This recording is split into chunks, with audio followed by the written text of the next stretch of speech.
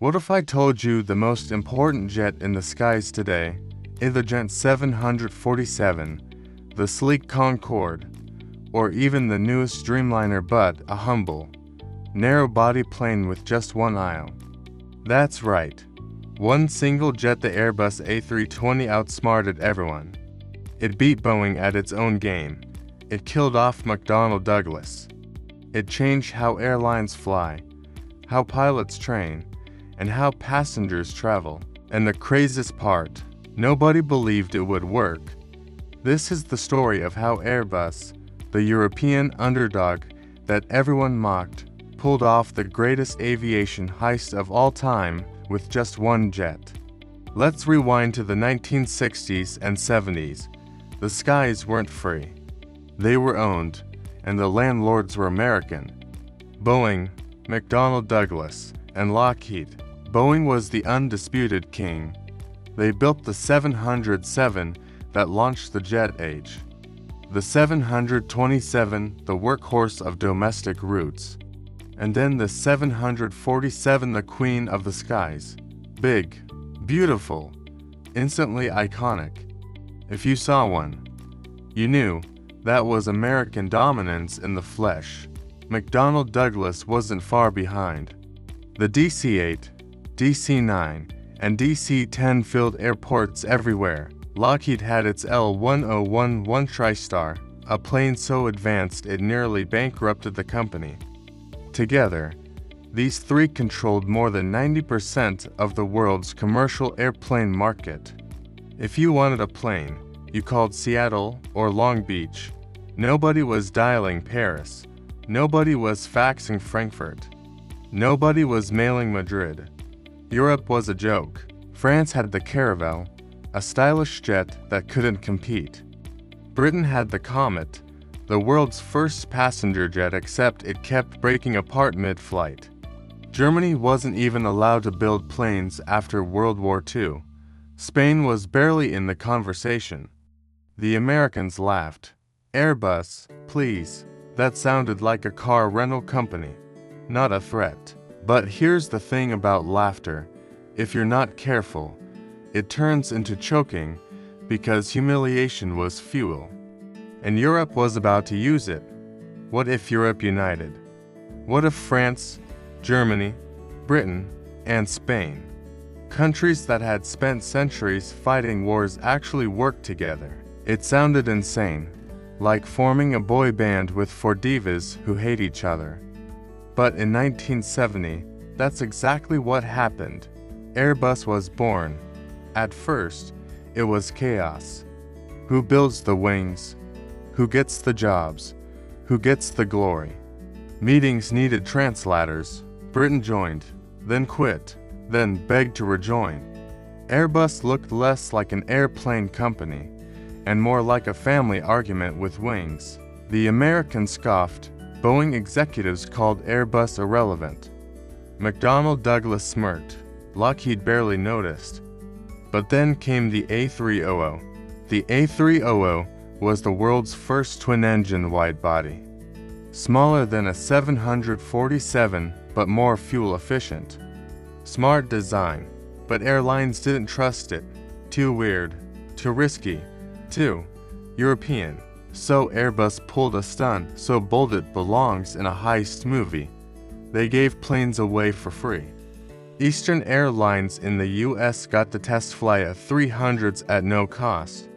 Imagine Boeing executives watching Europe hand out planes like Costco samples. And it worked. Eastern realized the A300 was solid, efficient, reliable, cheaper to run. They ordered more. Other airlines followed.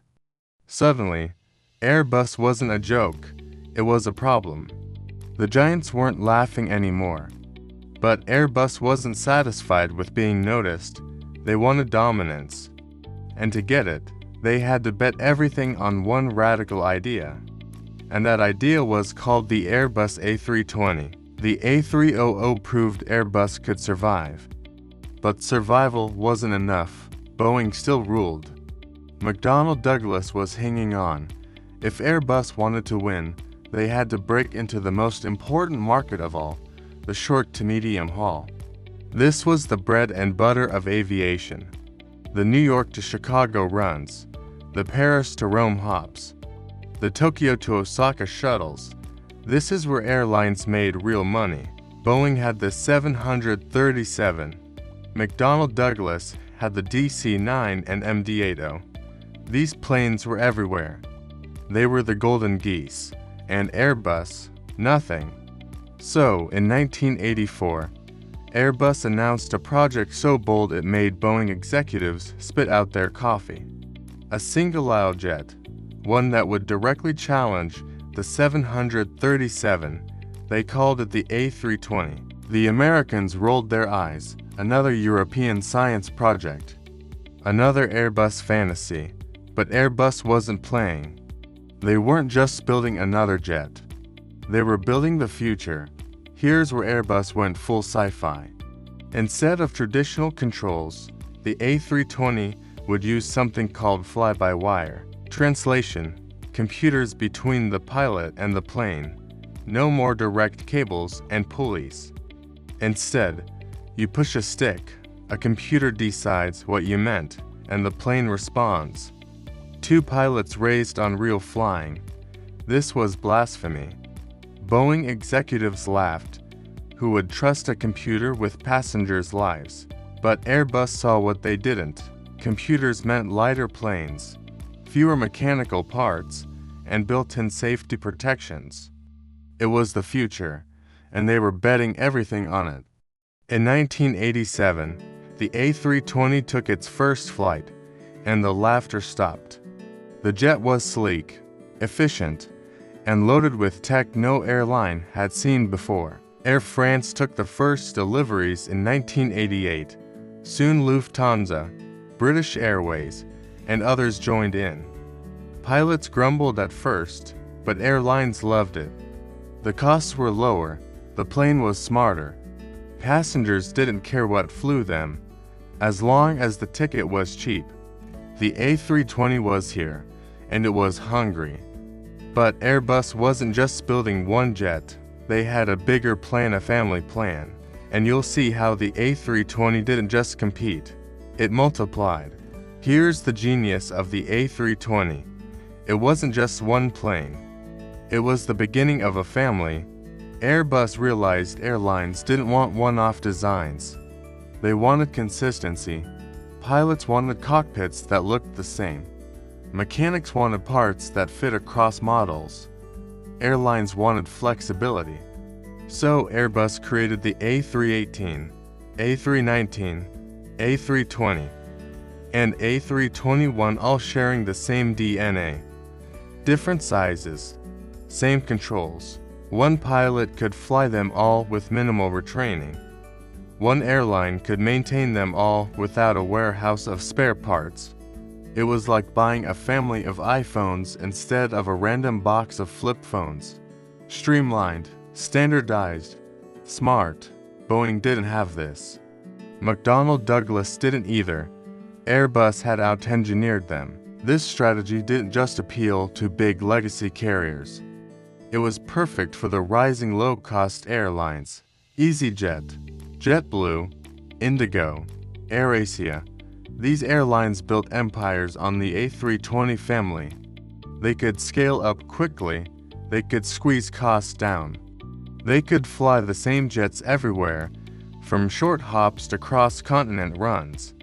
The A320 wasn't just a plane, it was a business model. But Airbus wasn't done flexing, because just when Boeing thought they could catch up, Airbus pulled the rug again. And that rug was called the A320neo. By 2010, the A320 was already a global success, but Airbus wasn't going to coast.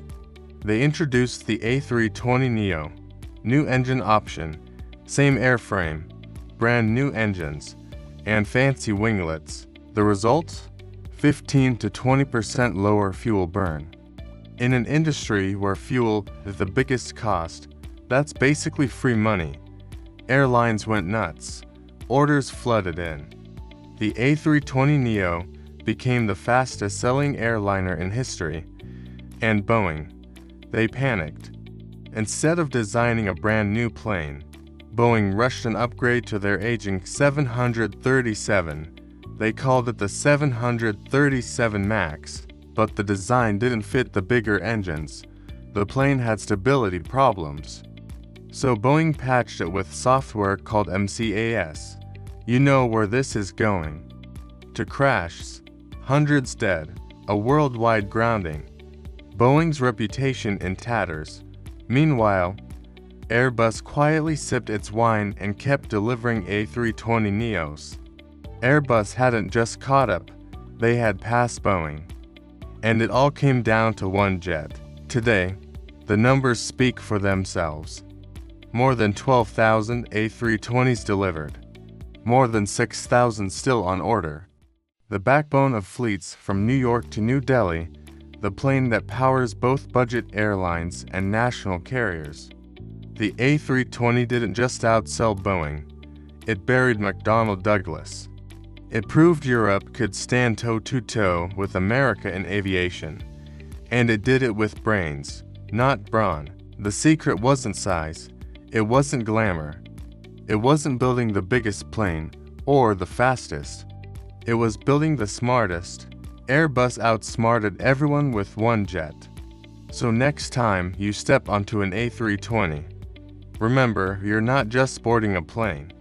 You're boarding the biggest revenge story in aviation history. Airbus, the underdog nobody took seriously, didn't just survive, they changed the skies forever.